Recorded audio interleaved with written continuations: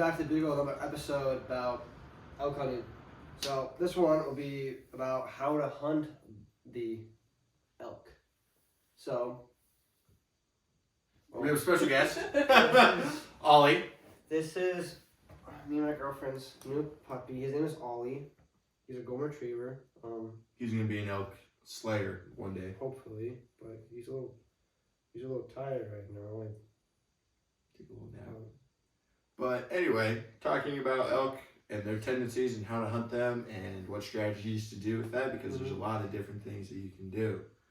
I think the big thing with elk is, especially with your bow, is the rut starts in September-ish. And the elk start getting all crazy and those bulls start getting feisty and looking for a mate. And they will be... Mates. Will get aggressive towards other bulls, and them being all riled up, you can use to your advantage on getting them close by. But what you're gonna have to do to hunt elk is get up early before it gets light out. Get there right at light. What I do, what my family do, is we glass. So we glass at the right shooting light or before shooting light and see something. And we spawn stock. So we go there and we stalk them. But that's the only way I've ever hunted early. Just glass and spawn stock. But and if you're not as fortunate as Carson and you hunt, in western Montana, where it's a little bit thicker than eastern Montana, where you can be able to sit on a hill and glass all the openings. We're central. Central Montana, where you can glass all the open country and all this stuff. Western Montana, it's a little bit thicker of trees, a little bit harder to glass. So your kind of goal at this time with your bow is to make elk noises, go into where you think a bull could be hiding out in some deep dark timber, make cow calls, chuckle at the elk, which is what they do at the end of their bugle. They make those little like laughing sounds almost. And they'll just make that chuckle sound without bugling, and that's kind of like the come here noise that elk make. Like, I know you're out there, come here. So that's what they'll do.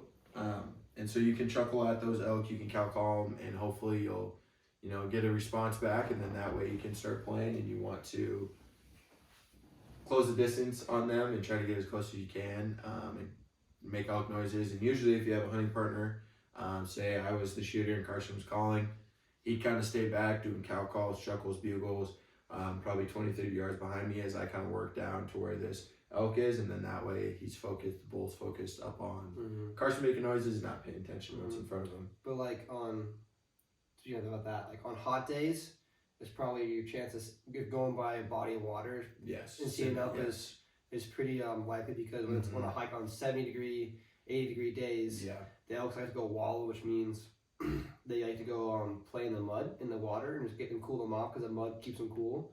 And your chance of seeing an elk or shooting one increases a lot if you go by like a pond, lake, creek, something like that.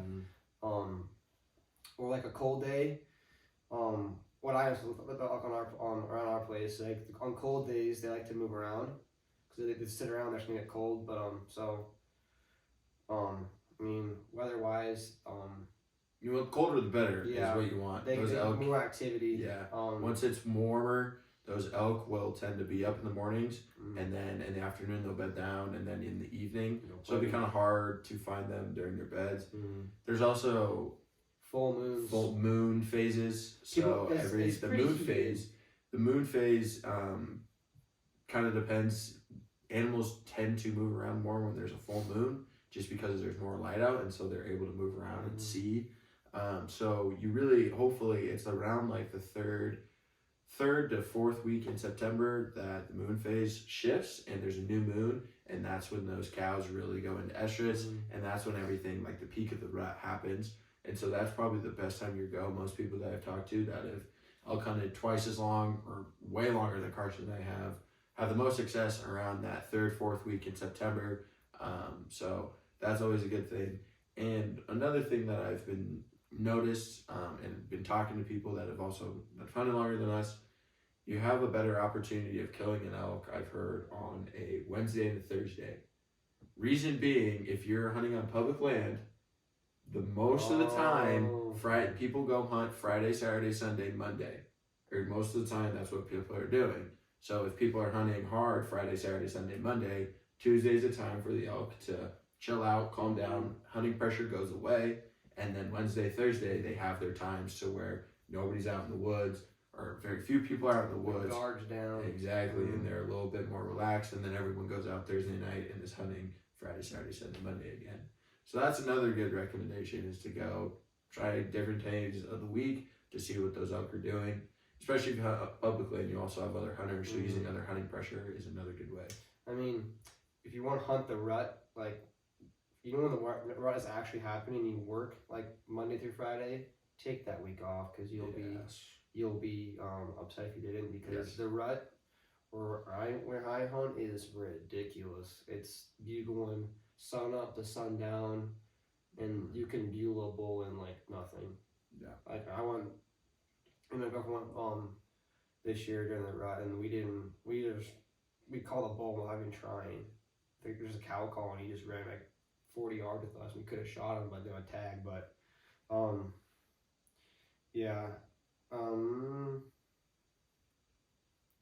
And the big thing to play when you're hunting the elk is, say we're hunting in a drainage and you figure out there's a bull in there and you have terrible wind. You got to play with your wind, because if that wind is screaming down the mountain towards the bottom of the drainage where you think that elk is, he's going to smell you and he's going to be gone. So always checking your wind. And even if you're having to walk 3 miles all the way around to a different side to get into that drainage, always benefits you.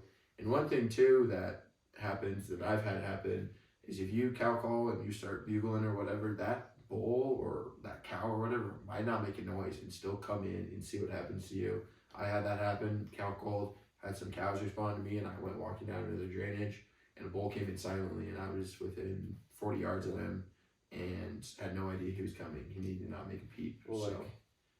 Speaking of that, my brother-in-law, he shot a really big bull opening morning archery this year, and then the next day he was calling for his buddy 20, 30 yards back, like you were saying, and he could a bull came up behind him, and it was so close. He said he could touch his nose. Yeah.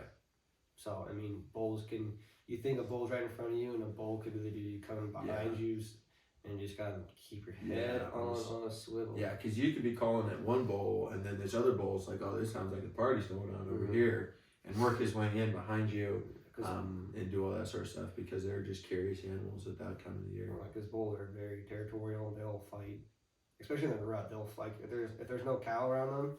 If a cow, they come and like beeline to them. So another thing about how to hunt them is, like Jay was saying earlier, about having like a friend call behind you, is if you're new to elk hunting and archery or in anything, go try to find a more experienced friend, because they're gonna know more about elk and what to do, what not to do, and like try to find the more experienced person than you.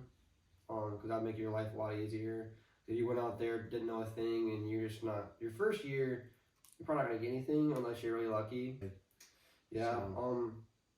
Go hunt with a friend that knows something, uncle, grandpa, somebody, and you'll learn. Not even just the fact that you could get the opportunity to kill something. You'll learn so much from them, and they'll teach you about different elk tendencies and what they've experienced and what they think is a good idea to do in certain situations, because every single time you go out, you're going to have a different situation, what these elk are going to do and what kind of tendencies they're going to have. So just learning as much as you can and picking people's brains about it, even when you're not hunting. So you're always going to learn something different about it. Like, right when you think you have elk figured out, they do the complete opposite thing what you think, and it happens all the time to every hunter. I don't know one person that hasn't had it happen to. So yeah. That's all I got for this episode. So thank you. Little Ollie is still seated on my lap, little cute little guy, but that's it. Thank you.